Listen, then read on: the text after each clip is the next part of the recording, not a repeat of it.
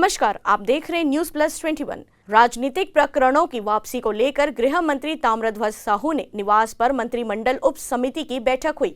चर्चा के लिए 46 मामले रखे गए थे, जिनमें 32 प्रकरणों को वापस लेने की सहमति बनी, जबकि 13 प्रकरणों को राजनीतिक नहीं माना गया। एक प्रकरण अभी भी विचाराधीन है। किन किन लोगों के मामले की वापसी हुई है, किस मामले को अमान्य किया गया है, इस विषय पर ताम्रध्वज साहू ने कहा कि अभी हम इसकी जानकारी आपको नहीं दे सकते हैं। यह एक समिति का निर्णय है। यह मामला कैबिनेट में पेश किया जाएगा, उसके बाद ही पूरी जानकारी दे पाएंगे। अभी सिर्फ इतना कह सकता हूं कि इसमें सामान्य कार्यकर्ता से लेकर विधायक व मंत्री तक के मामले सम्मिलित हैं। लेट लतीफी को लेकर मंत्री ताम्रध्वज साहू का कहना था कि राजनीतिक मामला कौन सा है, इसको कैसे पहचाना जाए, इसी में ज्यादा दिक्कत हो रही थी। यह आदेशित किया गया था कि राजनीतिक लोगों से जुड़े मामले को इस समिति के सामने रखा जाए और इसके बाद समिति इस पर फैसला करेगी कि कौन सा राजनीतिक मामला है और कौन सा नहीं। छत्तीसगढ़ विधानसभा का 13वां सत्र 7 मार्च को शुरू होने वाला है। ऐसे में विपक्ष लगातार सवाल खड़ा कर रहा है कि प्रदेश भर के अंदर लॉ एंड ऑर्डर की स्थिति पूरी तरह चरमरा गई है। अपराध में भी लगातार वृद्धि देखने को मिली है। इस सत्र में कुल 13 बैठक होगी। साथ ही इस सत्र में कुल अब तक 1200 सवाल लगे हैं। विधानसभा सत्र व बीजेपी द्वारा लगाए जा रहे बढ़ते अपराध के आरोप को लेकर भी ताम्रध्वज साहू ने अपनी प्रतिक्रिया दी। एक पॉलिसी है कि राजनीतिक प्रकरण जो रहते हैं लंबे समय से चलते रहते हैं या कुछ भी, तो उसको गुण दोष के आधार पर वापसी किया जाए।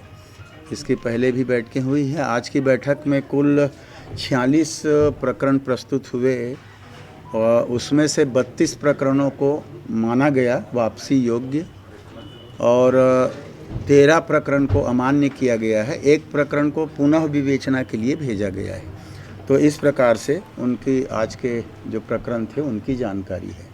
ये हम लोग शुरू से कहते आ रहे हैं, समाचार पत्रों में भी आप लोग भी चलाते हैं, आप लोगों के माध्यम से भी लोगों तक बातें पहुंचती है। विधायक दल की बैठक हो या पीसीसी की बैठक हो, वहाँ भी हम लोग बोलते हैं कि किसके किसके ऊपर कौन कौन से थाने में अपने खुद जहाँ रहते हैं या जहाँ किए रहते हैं प्रकरण दर्ज है उसको खुद जानता है। तो वो कम से कम बाकी काम नहीं कर सकता, तो हम लोगों की जानकारी में एक आवेदन दे दे ताकि हम लोग उसको एसपी कलेक्टर को भेज दें, उनके अभिमत आ जाए, विधि विभाग की जानकारी आ जाए।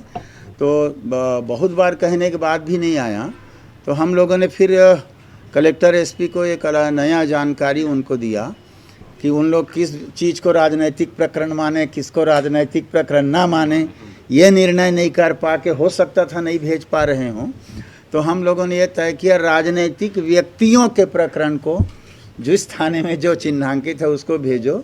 हम लोग निर्णय कर लेंगे कि ये राजनीतिक प्रकरण है कि राजनीतिक प्रकरण नहीं है। जैसा आज 13 प्रकरण को हम लोगों ने राजनीतिक नहीं माना, 32 को राजनीतिक माना।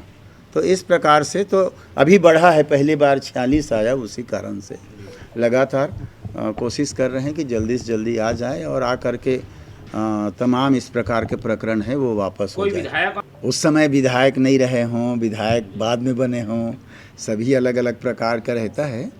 तो चूंकि ये अभी एक समिति का निर्णय है, फिर ये अपना कैबिनेट जाता है, कैबिनेट से अप्रूव होने के बाद तो उसके बाद ही इसकी जानकारी पूरी तौर पर दी जा सकती है।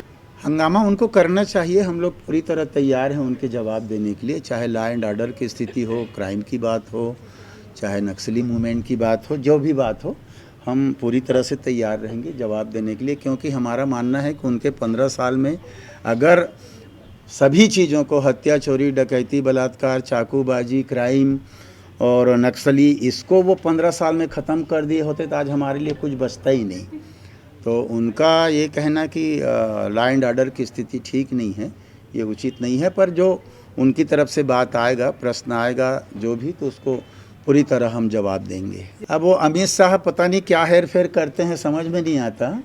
वो जो कहते हैं कि ऐसा हम करेंगे तो वही आंकड़ा कैसे निकलता है, ये हमारे समझ के बाहर है।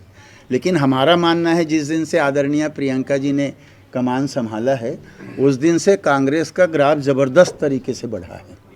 केंद्र सरकार में नरेंद्र मोदी, अमित शाह बैठे हैं, फाइनल डिसीज़न उनको करना चाहिए कि इसमें क्या हो, एक लाइन देना चाहिए ताकि पूरा देश उस पर अमल करे।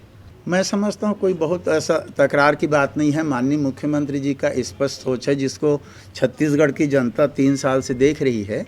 माननीय मुख्यमंत्री भूपेश बघेल जी जिस ढंग से योजना या कुलपति चयन या अन्य निगम आयोग बोर्ड जो भी जिस रेशियो में कांग्रेस के कार्यकर्ता, पदाधिकारी, बौद्धिक वर्ग, चिंतक वर्ग, अर्थशास्त्री, शिक्षाविद, जिसको जहाँ जहाँ जैसा उनके योग्य है वो बनाते जाते हैं और उसमें करते जाते हैं, तो मैं समझता हूँ इसको ज़्यादा माननीय मुख्यमंत्री जी सरकार चला रहे हैं, तो उनके हिसाब से सब चीज़ को और प्रदेश के हिसाब से बाकी सबको सहयोग करना चाहिए और निर्णय करना चाहिए।